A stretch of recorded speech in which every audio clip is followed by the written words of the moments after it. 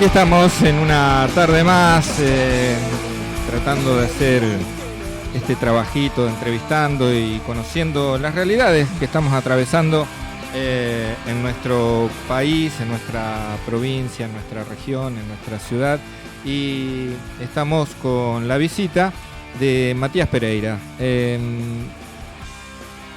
referente de AMSAFE del Departamento de Constitución, y por supuesto vamos a hablar de toda esta problemática que está atravesando la educación, donde le están pegando por todas partes, Matías.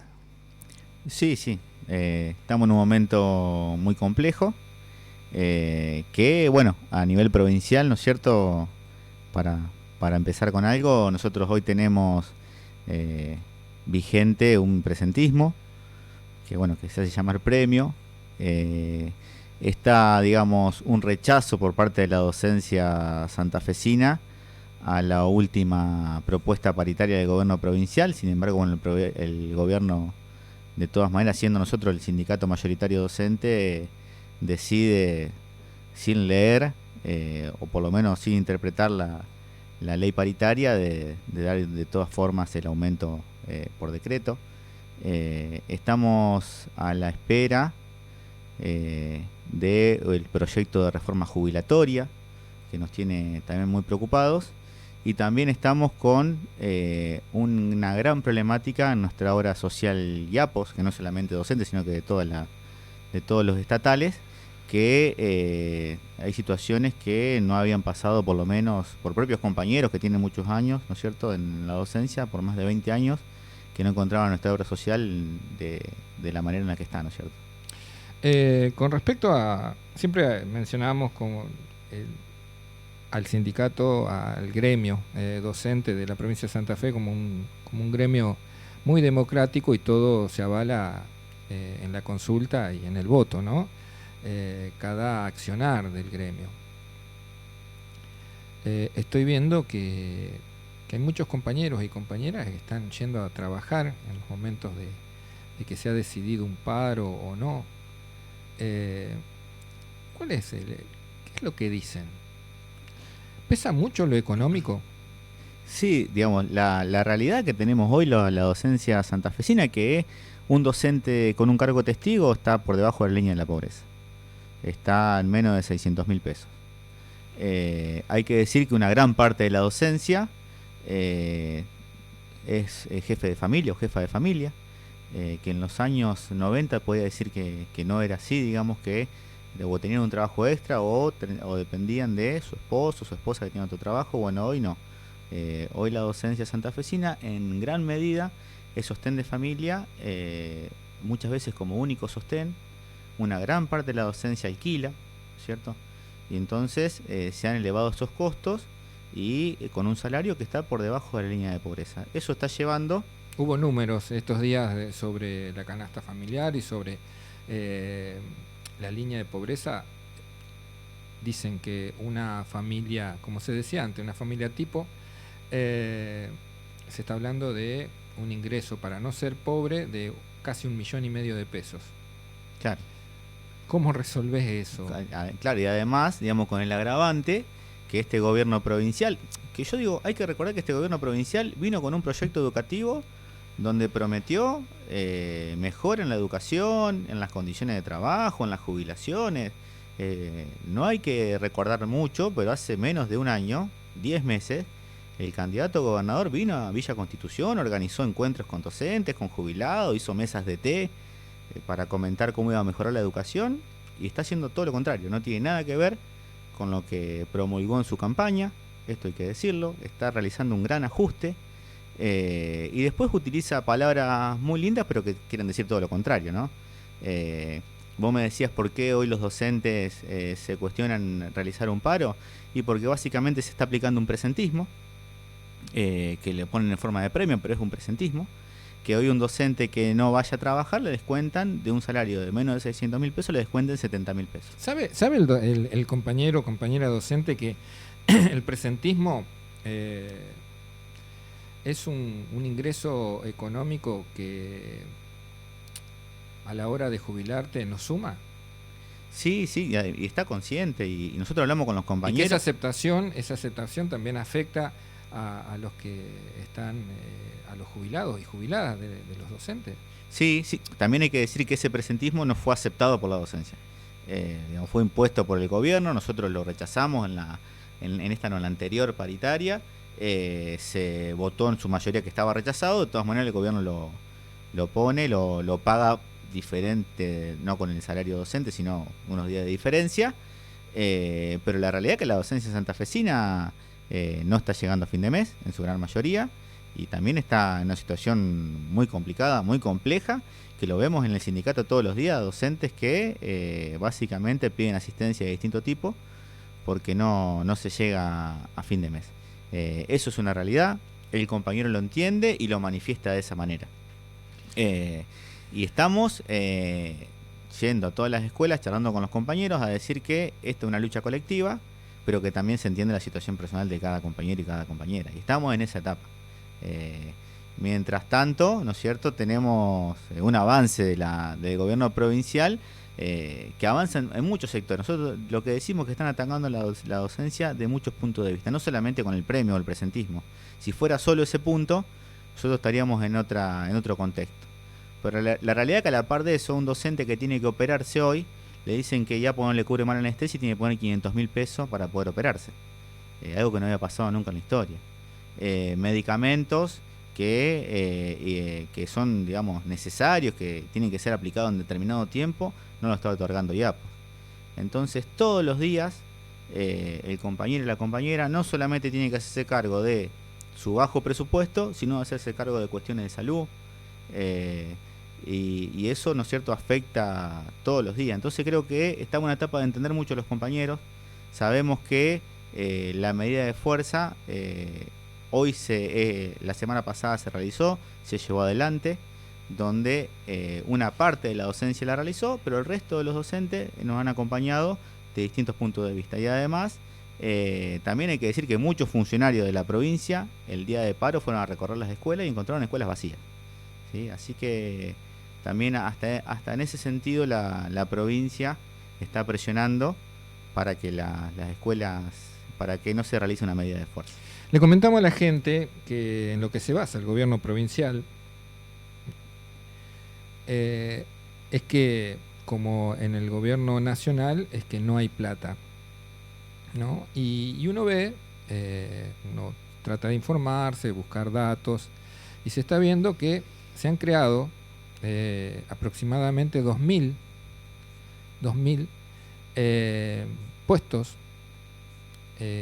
políticos en toda la provincia, 2.000, que no ganan igual que un docente. Uno puede hacer averiguaciones y decir, bueno, son sueldos realmente llamativos. Sí. Sí, sí. Además, digamos, por supuesto que ha crecido la planta de funcionarios. No solo eso, digo, ¿no?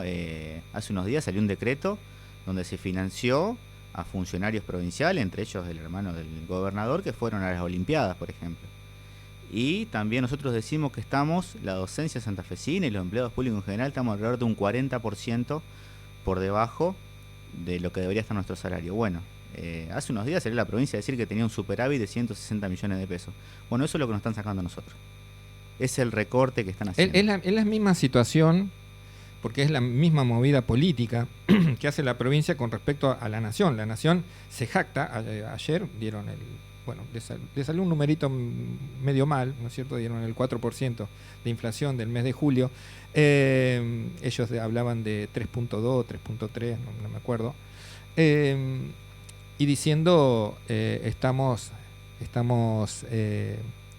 deteniendo la inflación y estamos en superávit. El superávit se realiza con estas situaciones, ¿no? No pagando lo que corresponde a la mayoría de los trabajadores de aquí de la provincia. Hacen lo mismo. Esto no es un problema. La consecuencia, creo, Matías, que la consecuencia de todo esto es lo económico, pero es una consecuencia de una ideología. Sí, por supuesto. Yo creo que esto es ideológico. Pero por supuesto, y creo que tiene una total relación con las políticas nacionales. ¿sí? Hoy que se proyecta una reforma jubilatoria, donde los puntos que se están discutiendo es subir la edad, aumentar los aportes personales a las jubilaciones, sacar el 2x1 y un montón de cuestiones. Paralelamente se desfinancia la obra social. Están diciendo nosotros queremos tener mayor recaudación y para eso tenemos que bajar los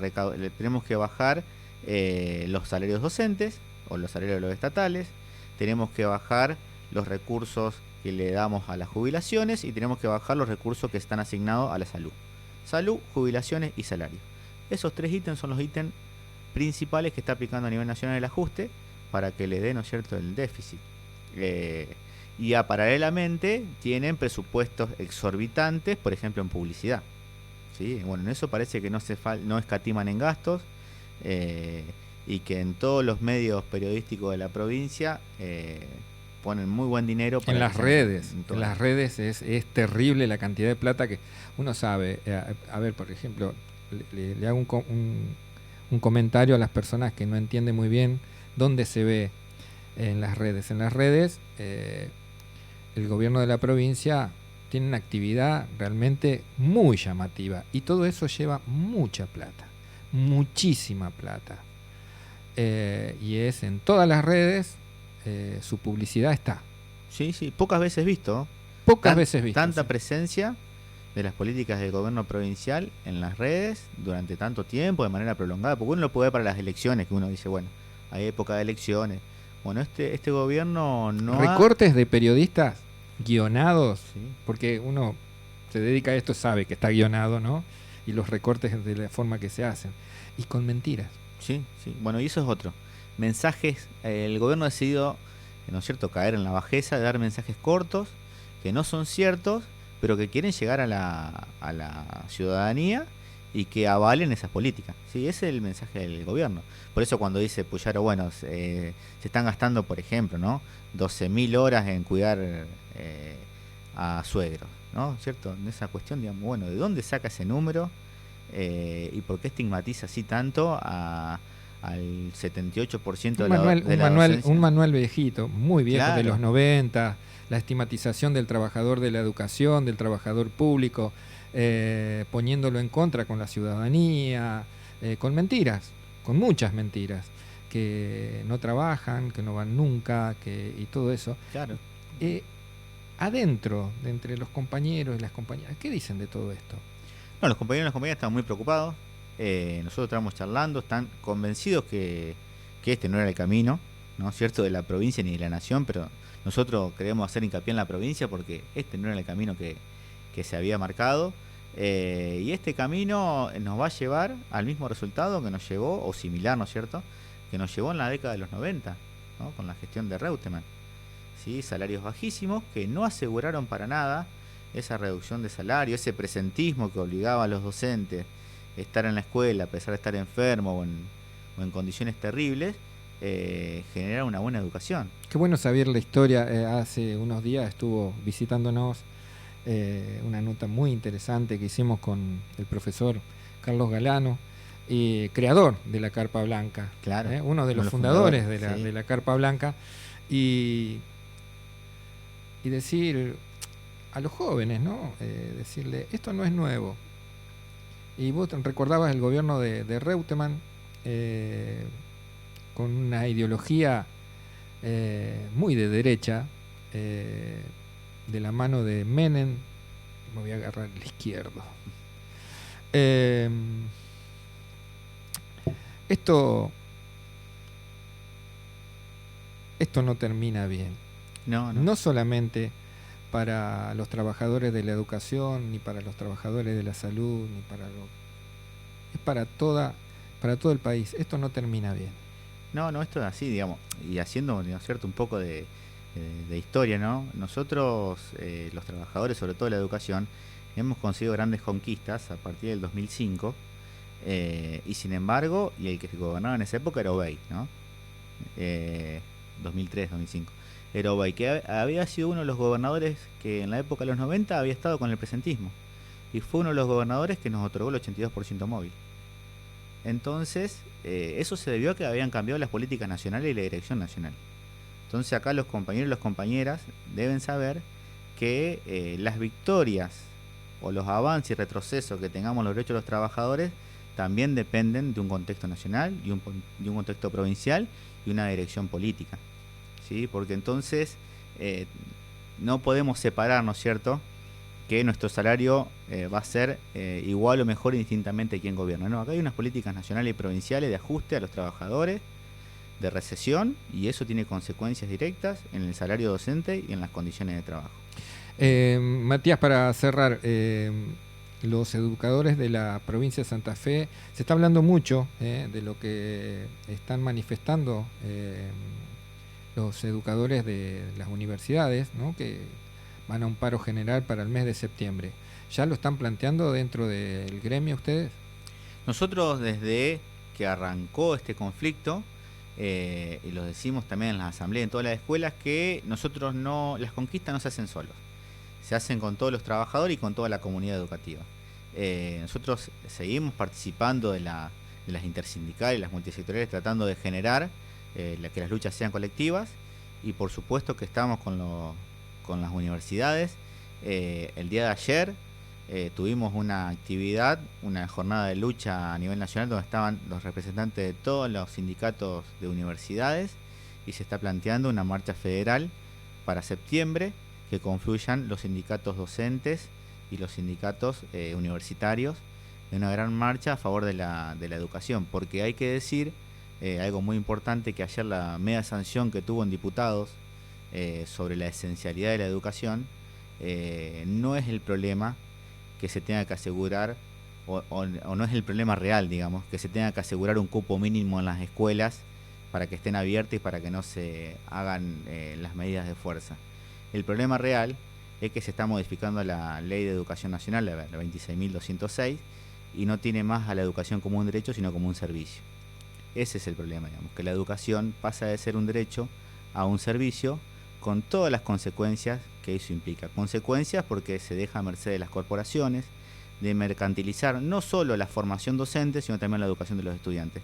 Y esa es la gravedad del asunto, y eso es lo que se tiene que interpretar por la ciudadanía, porque si eso sigue adelante, cuando eso tenga un impacto, van a pasar 2 o 3 años, pero ya va a estar aprobado, ¿no es cierto?, esta terrible esencialidad que quieren proponer. Si el ciudadano estaba esperando un cambio, bueno, un cambio para bien, bueno, este no es el camino. No, está muy para lejos. nada. Y además hay que decirle a los ciudadanos, en general, ¿no es cierto?, que nunca un ajuste ha logrado buenos resultados para los trabajadores y para los más humildes, nunca. Pero ni acá ni en ninguna parte del mundo, ¿no? Sí, hay un informe de la OIT, ¿no es cierto?, que no es para nada de izquierda ni progresista, pero hizo un análisis en los años 90 de 54 países, y de los 54 países que aplicaron estas políticas, los 54 países terminaron con mayor recesión, con pérdida de poder adquisitivo y con un nivel de vida peor antes de que se apliquen estas políticas. Así que esto, más allá de lo ideológico... Podemos decir, Matías, que lo saben. Claro. Y por eso van por ese lado. Sí. La esclavitud es un manjar para ellos. Así es. Gracias, Matías. No, por favor, gracias a vos, Daniel.